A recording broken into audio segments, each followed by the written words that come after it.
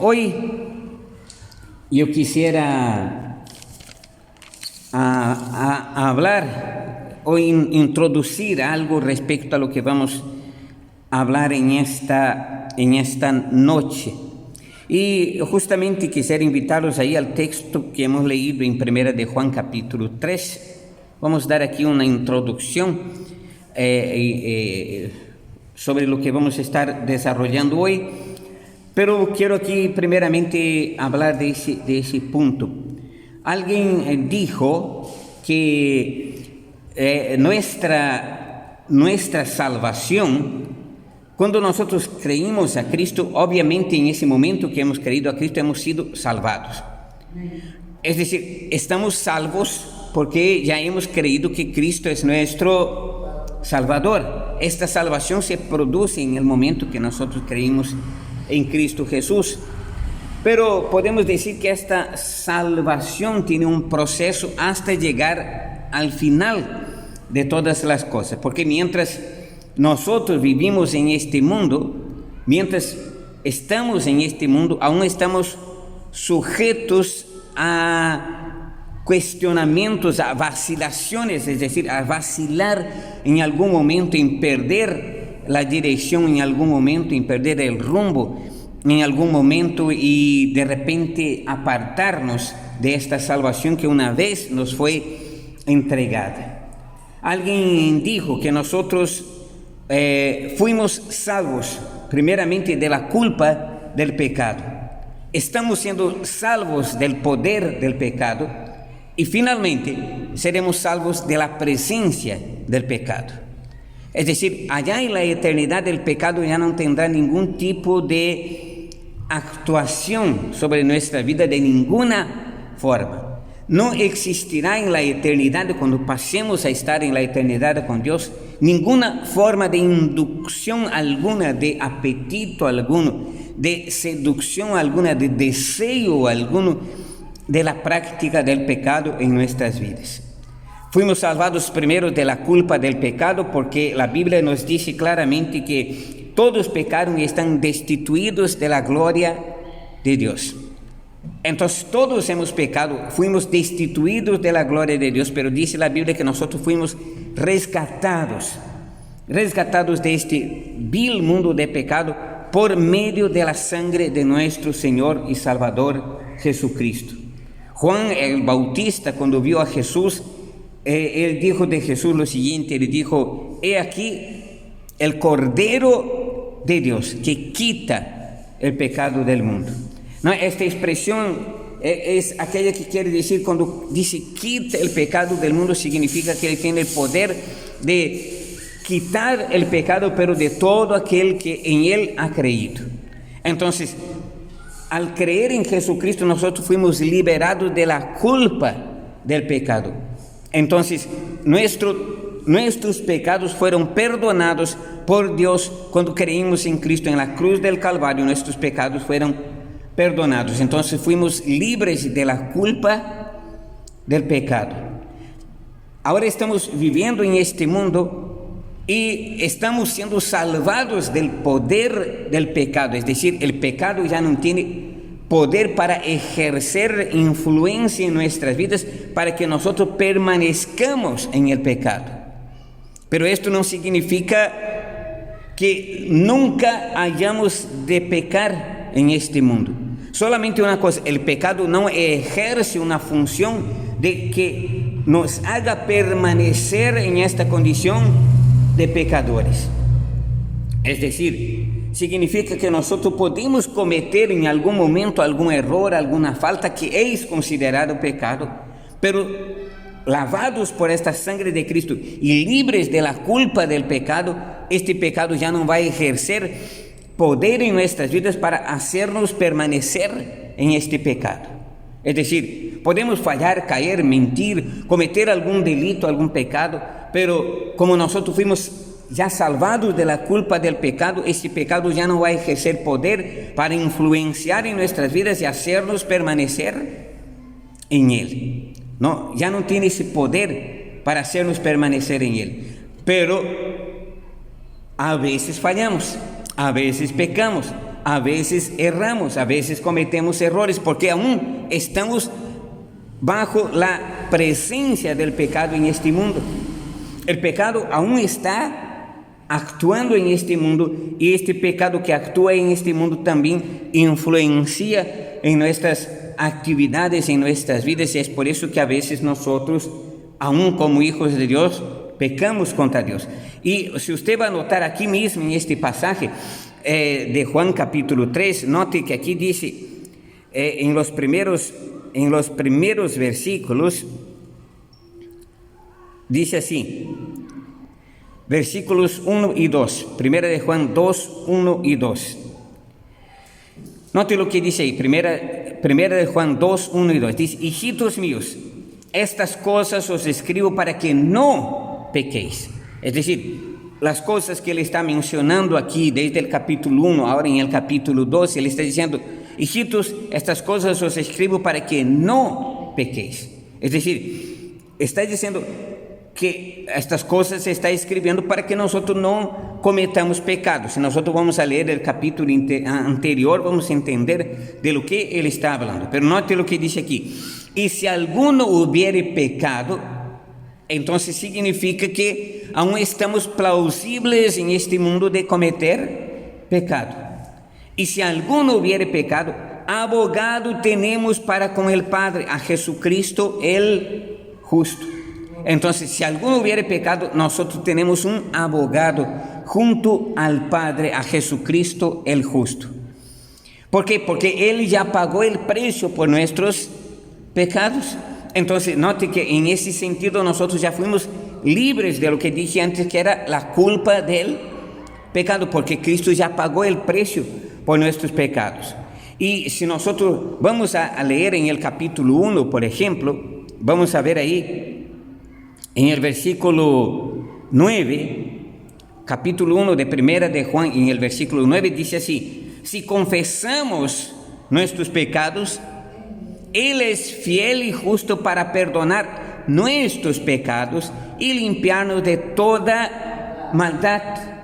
Y note que aquí no está hablando a gente inconversa, a gente que aún no ha creído, a gente mundana. Está hablando a personas que ya han creído, y él mismo se está incluyendo en esto. Note lo que él dice: si confesamos nuestros pecados.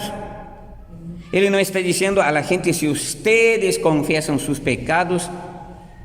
Él está diciendo: si confesamos nuestros pecados, Él es fiel y justo para ¿qué? Para perdonar nuestros pecados y limpiarnos de toda maldad. Entonces, en este mundo aún estamos bajo la presencia del pecado. El pecado está ahí, el pecado no se apartó de este mundo, el pecado no se apartó de nuestras vidas. Repito, él no tiene el poder para ejercer la influencia en nuestras vidas de seguir practicando el pecado. Pero aún estamos bajo ese poder pecaminoso. Pero note lo que dice aquí: Él es fiel y justo para perdonar nuestros pecados y limpiarnos de toda maldad. Entonces, aquel que confiesa automáticamente es perdonado y es limpiado de toda maldad. Ahora note el versículo siguiente que dice: si decimos que no hemos pecado, le hacemos a Él mentiroso y su palabra no está en nosotros. Entonces, en este mundo la Biblia va a decir allá en el libro de Eclesiastés, va a decir así: no hay hombre que no peque, no hay ser humano que no peque. Si nosotros decimos que no hemos pecado, que no cometemos ningún tipo de pecado, a Él, a Jesús, le estamos haciendo mentiroso. Estamos diciendo que nosotros no pecamos en este mundo. Y el único que la Biblia dice tajantemente que en este mundo no cometió pecado fue Jesucristo. Es decir, el único ser que tomó la condición humana y vivió como hombre en este mundo y que nunca pecó fue Jesucristo. Porque dice la Biblia que Él no cometió pecado y no se halló engaño en su boca no se halló engaño. Es decir, nunca mintió, nunca cometió ningún tipo de pecado, nunca hubo malas intenciones, malos deseos, malos pensamientos, ningún tipo de pecado alguno en Jesucristo.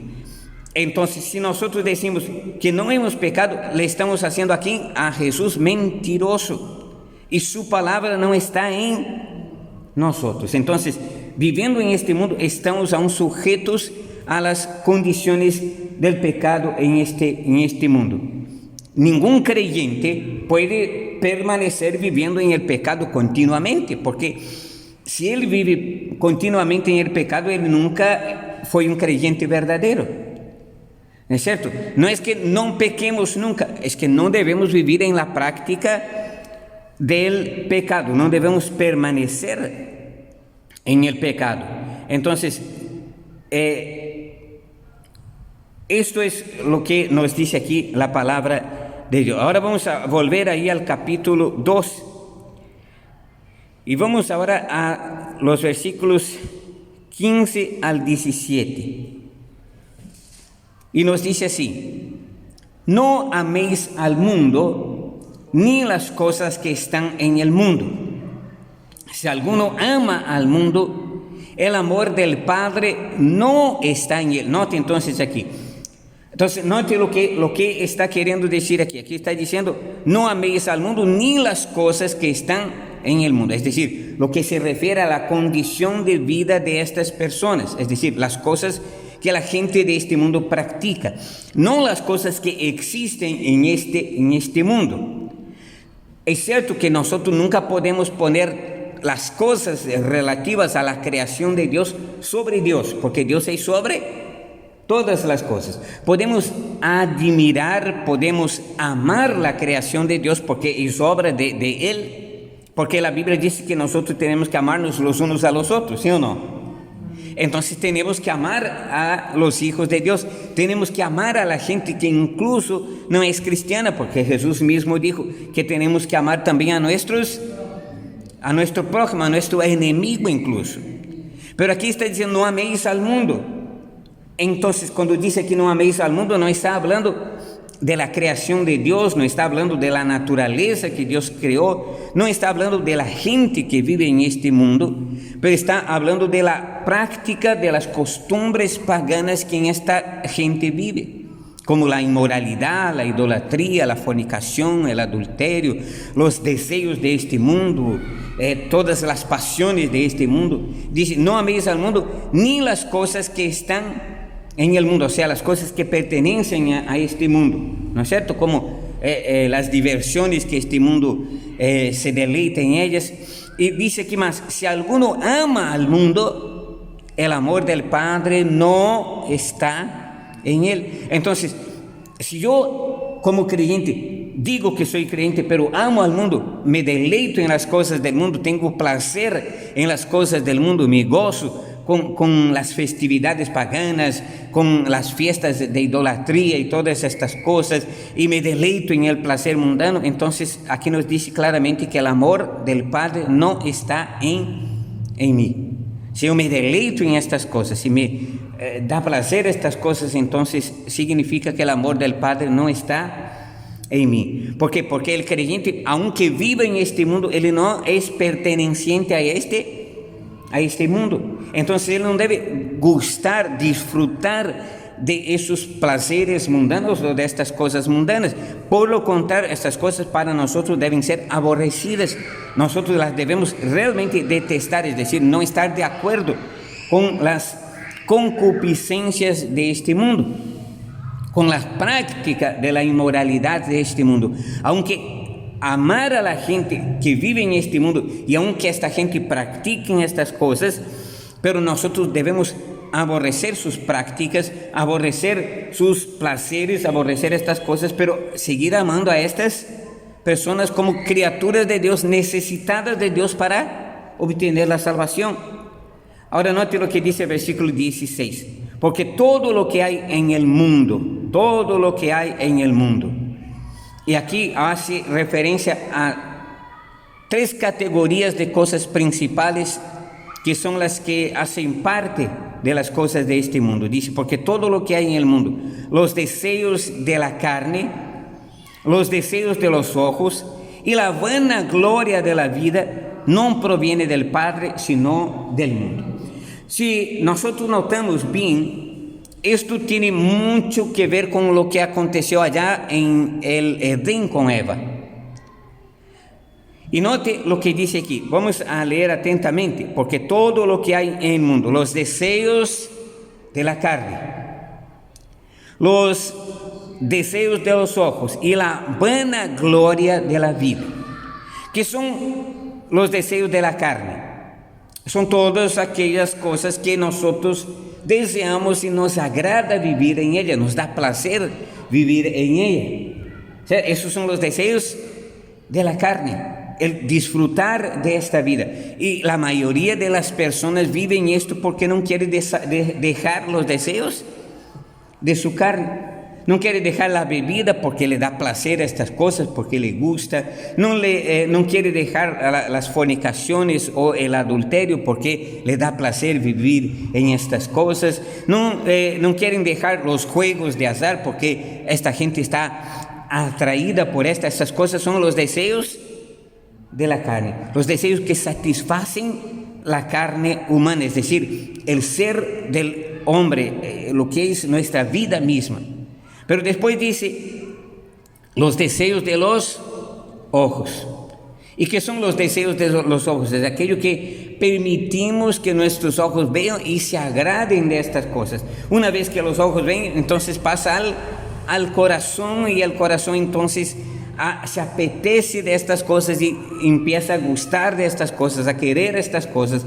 Entonces, cuando nuestros ojos miran determinadas cosas que atraen nuestra vida, usted va a ver, por ejemplo, en Génesis capítulo 3, vamos a ver lo que dice ahí rápidamente. Génesis capítulo 3, vamos a ver ahí que dice, y versículo 6, Génesis 3 y versículo 6, note lo que dice ahí.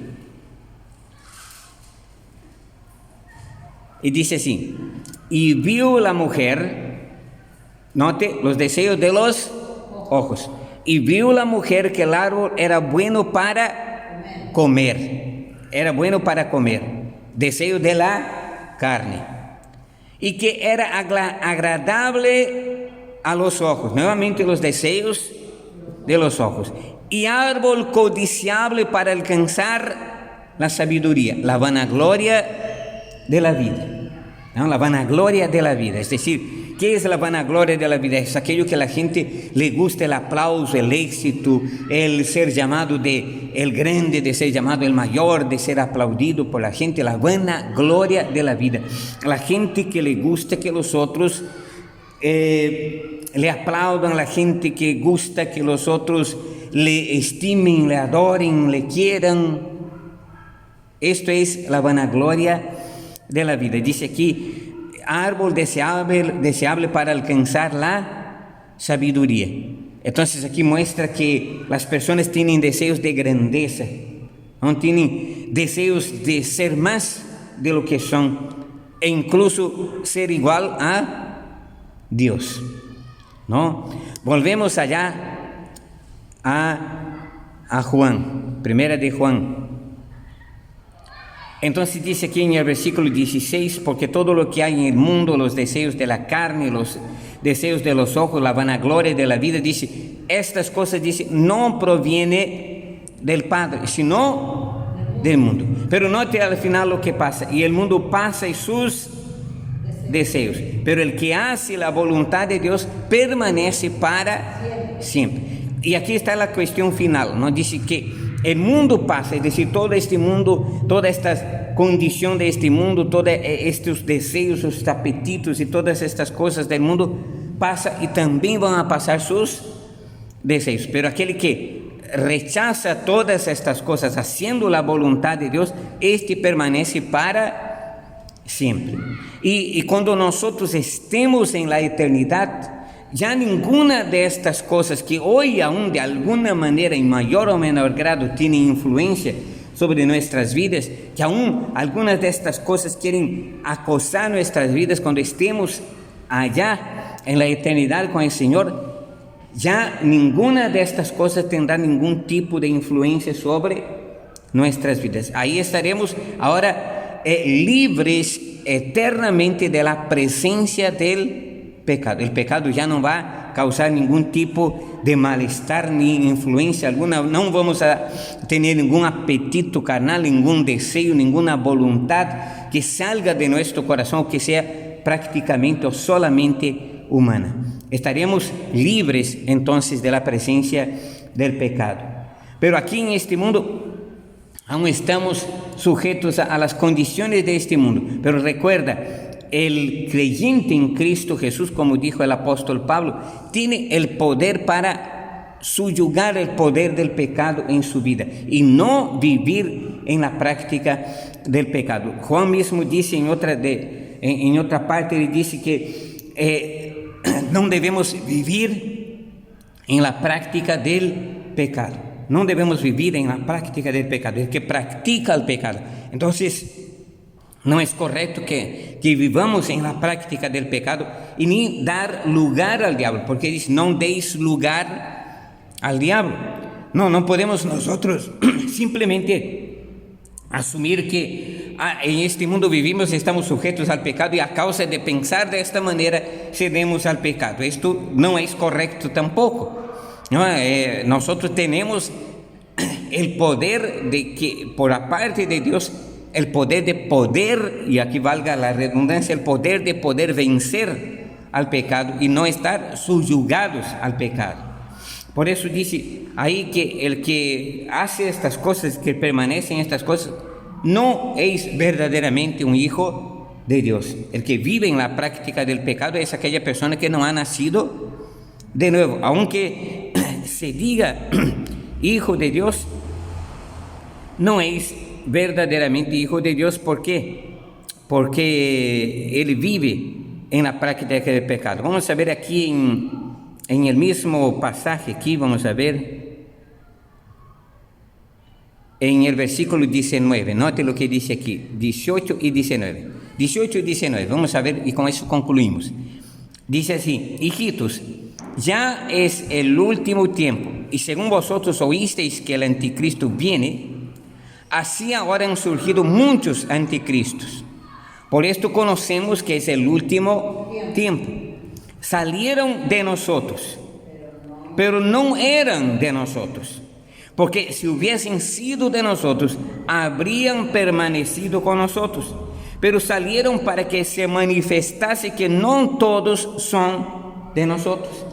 Entonces, eso muestra claramente lo siguiente, que hay personas que se dicen ser cristianas, pero en verdad no lo son. Porque estas personas son personas que aún diciéndose ser cristianas, viven en la práctica del pecado. Viven en la práctica del pecado. No es que a veces cometen algún pecado, sino que viven en la práctica del pecado, en hábitos pecaminosos. Y estas personas, aunque estuvieron con nosotros, pero aquí dice claramente que ese tipo de persona nunca ha sido de nosotros. Entonces, aquí podemos darnos cuenta de esto, ¿no es cierto? Entonces, no todos verdaderamente, aunque estando en la iglesia, no todos son verdaderamente hijos de Dios. El hijo de Dios, aunque pueda cometer alguna falla y tener algún deslize, faltar en algún momento, pero él no va a permanecer en esta condición, ¿no? Él no va a subyugarse a esta condición, él va a poder vencer este pecado y no permanecer en este pecado, ¿no? Entonces,